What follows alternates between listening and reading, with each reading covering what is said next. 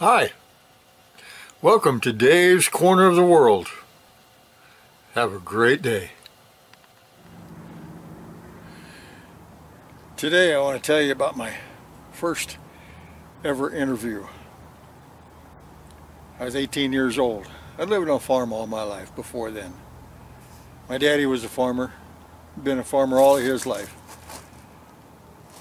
My grandfather was a farmer and a school teacher, but that was way back yonder.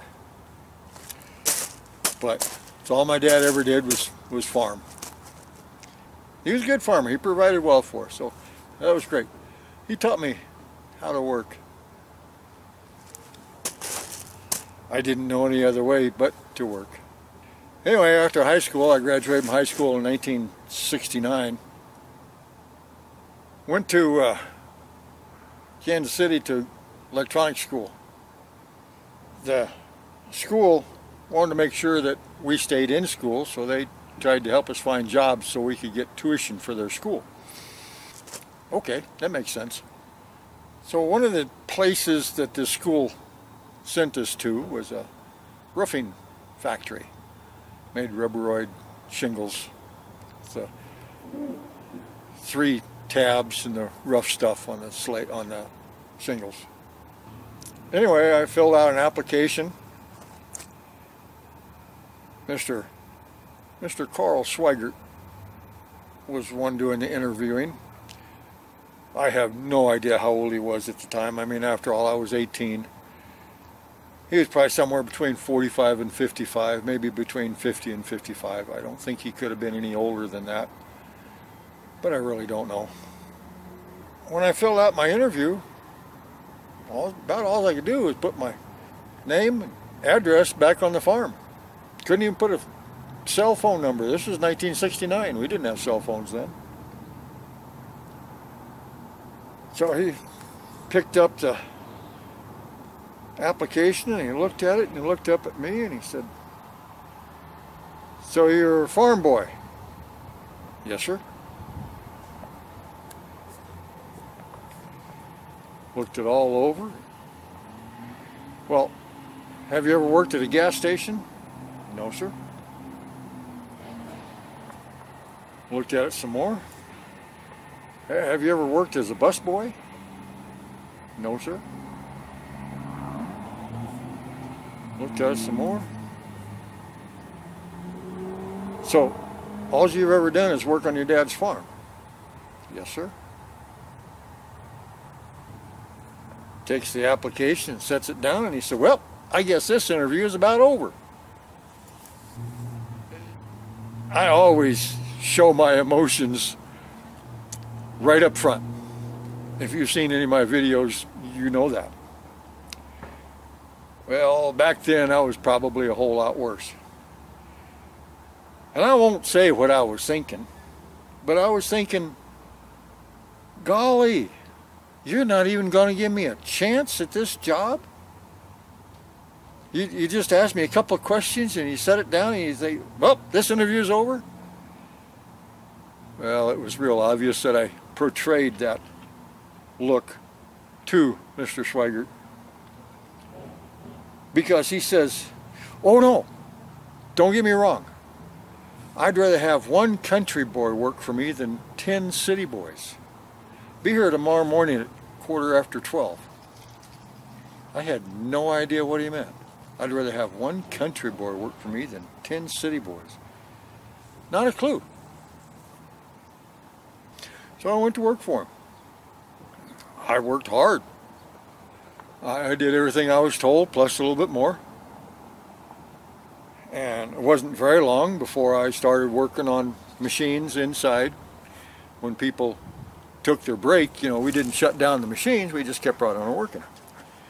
I was the guy who'd go around and give breaks to everybody, so I ran their machines. So it wasn't very long before I could run every single machine in that plant. Every one. Run forklift out on the dock. I knew where everything was stacked. I was shipping clerk part of the time. If we worked at night, I was night shipping clerk. I was 18, 19, and 20 years old at the time. I didn't think anything about it. It was work. I had to work. That was my job. I worked. One time, I don't remember, I really don't remember when, how old I was, how long I'd been working there, but we started a second shift. My job was to take the shingles off the line with the forklift, go across the scales, weigh them, average out how much each bundle weighed, and go take that forklift and put whatever color shingles we were making at the time and whatever brand, stack them where they had to go. That was easy enough, no big deal. So we've been working about 45 minutes, maybe a little bit longer. And Mr. Schweigert came by. Now remember, I'm 18 years old, 19, 20 at the very, very most. So it's Mr. Schweigert. Because that's what you did in 1969, 70, and 71. It was Mr. whoever. It wasn't Carl. It was Mr. Schweigert. That's the way it was. Anyway, Mr. Schweigert came up to me and kind of leaned up against the forklift while I was sitting there waiting for my load to be done. And he said, "You doing okay?" I said, "You betcha." So you getting them all weighed all right and averaged out? And I said, "Sure." Putting them where they're supposed to go? Got it. Okay. So there was a kid started tonight. Only worked for maybe, couldn't have been any more than an hour. 45 minutes to an hour. And he was doing the easiest job in the plant. He and another guy was in charge of stacking the bundles of shingles on a pallet. And all you did was turn sideways and go straight down with it. And you're only lifting about half of the weight of a bundle of shingles. And you're not lifting it then, you're just guiding it straight down and moving around a little bit.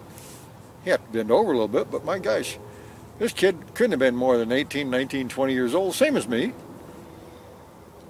And it was the easiest job in the plant. I know, I had done them all. So anyway, he says, "Hey, Carl." Carl looked at me, I looked at Carl, and I go, you know, there's just no respect there whatsoever. None, zero, in a discussion. Carl walked over, and I heard this kid say, "Hey, Carl, you got an easier job in this? This is too hard for me." Carl says, "Well, no, this is the easiest job in the place." And the kid says, "Well, I got to have something easier to do. I can't do this." I saw Mr. Schweigert. Now, at the time, we were getting $2.40 an hour for our labor. $2.40 an hour. I saw Mr. Schweigert reach in his back pocket, open up his wallet, pull out a $5 bill, give to the kid, say, "Get the hell out of here. I never want to see you again." And the kid walked off. So Mr. Schweigert started doing the shingles. No, I got off the forklift and I went over. I never said a word to Mr. Schweigert. Mr. Schweigert never said a word to me. I just pushed him out of the way, and he got on the forklift and tried to find somebody else to take my place so he didn't have to drive the forklift, so I could get back on the forklift. And in about 10 minutes or so, he came back with somebody. I guess they were in the shipping dock or something. I don't know where they were. He came back with somebody, and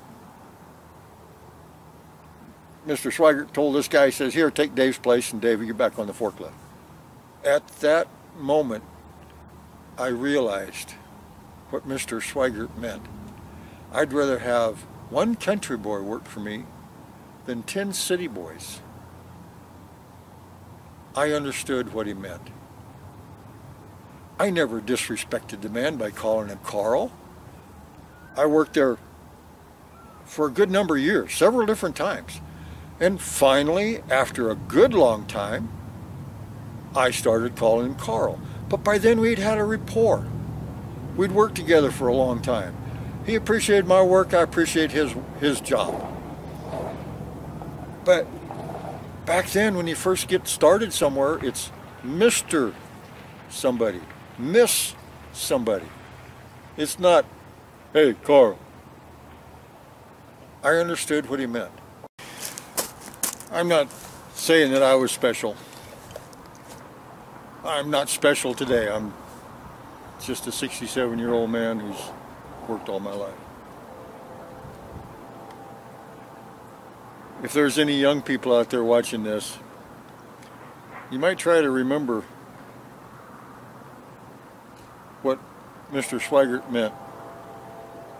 I'd rather have one country boy work for me than 10 city boys.